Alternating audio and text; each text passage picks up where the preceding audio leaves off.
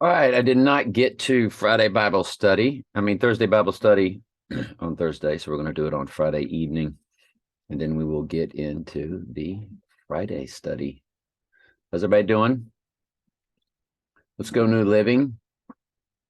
For clarity sake, anything that's not proper, we'll move to the more efficient and true King James Version, which is still very cryptically written in the King's English off of Textus Receptus. The Bible was never translated properly, 100%. And it is only, we've been given just enough tools in all of these translations to decipher the truth. Only the Holy Spirit, which is the Spirit of truth, can give us that truth. And that's what we will claim that we do here better than anybody that you can find out there on the internet, Ethernet, pulpit, wherever. We don't say that to brag because I know me personally, anything good that I do comes from the Holy Spirit. Anything left to my flesh is being an idiot, being stupid, being ignorant, and being 1,000% full of flaws. So when we claim to tell you the truth, that's the Holy Spirit that would be giving you that, and nothing else. I would just be saying I'm being used as a sounding board, right? John said to Jesus, "Master, we saw someone using your name to cast out demons, but we told him to stop because he isn't in our group." But Jesus said, "Don't stop him. Anyone who is not against you is for you." At the time drew near for him to ascend to heaven, Jesus resolutely set out to Jerusalem.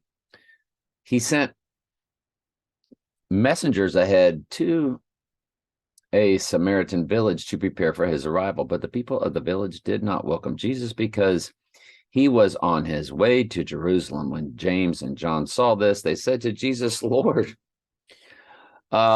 should we call down fire from heaven to burn them up?" But Jesus turned and rebuked them. So they went on to another village. As they were walking along, someone said to Jesus, "I will follow you wherever you go."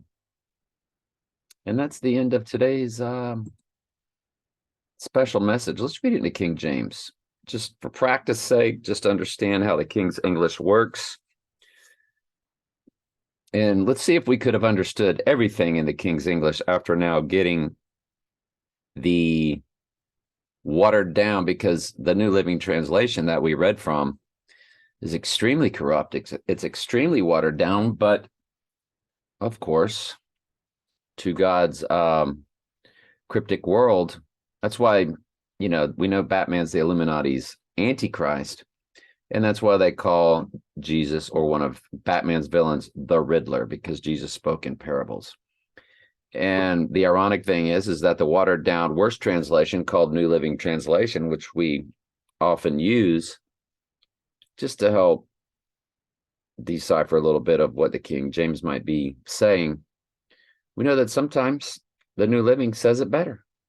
Like, look at Romans 9:16 in the King James, and then look at Romans 9:16 in New Living Translation, and the New Living will give it to you better. Would you like to do that now?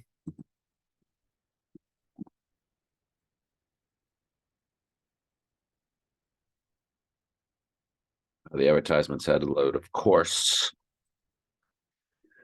which will block out what you're putting in. "So it is not of him that willeth," talking about free will, "it is not of your free will, nor him that runneth, or any works or effort that you can put forth, but God that showeth mercy," talking about your salvation, because Romans 9:11-24 explains away the fairness, or explains to the fairness, explains away any unfairness, I should say, concerning God choosing a very narrow group to salvation before the earth was even formed.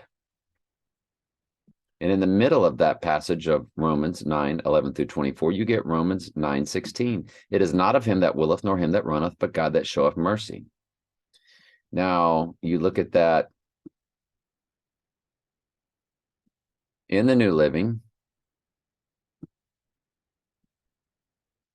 Let's let it load. It's loading.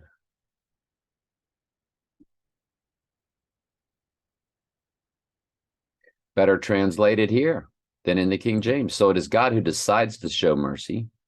We can neither choose it nor work for it. So the choose nor the work was better said there. And it's not about God deciding. So there's your watered down version. So it is God who ordained. He ordained it all from before the foundation of the world, of course. Ephesians 1:4-5.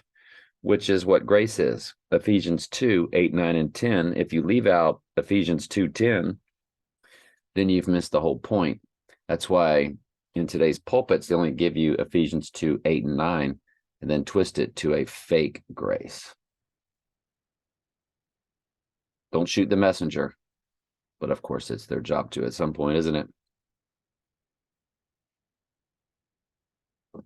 And John answered and said, Master, we saw one casting out devils in thy name, and we forbade him, because he followed not with us. And Jesus said to him, Forbid him not, for he that is not against us is for us. And it came to pass, when the time was come, that he should be received up, he steadfastly set his face to Jerusalem, and sent messengers before his face. And they went and entered into the village of the Samaritans to make ready for him. And they did not receive him, because his face was as though he would go to Jerusalem. And when his disciples, James and John, saw this, they said, Lord, wilt thou command fire to come down from heaven and to consume them, even as Elias did? But he turned and rebuked them and said, You know not matter of spirit ye are of. For the Son of Man has not come to destroy men's lives, but to save them. And they went to another village. And it came to pass, as they went in their way, a certain man said unto him, Lord, I will follow you whithersoever thou goest. Much better in the King James, right? But it was cool to read it in the New Living for context. Let's get on with today's Daniel study. So we're in Daniel 5. We will transition out, and each Daniel chapter is extremely unique from the previous or the next chapter. So I point that out as we will transition. And this was the writing written, Mene, Tekel, Upharsin. This is the interpretation of the thing, meaning God has numbered thy kingdom and finished it. Thou art weighed in the balances, and thou art found wanting. Thy kingdom is divided and given to the Medes and the Persians. It's awesome, isn't it? God's poetry in motion. Daniel is my absolute favorite book in the Bible.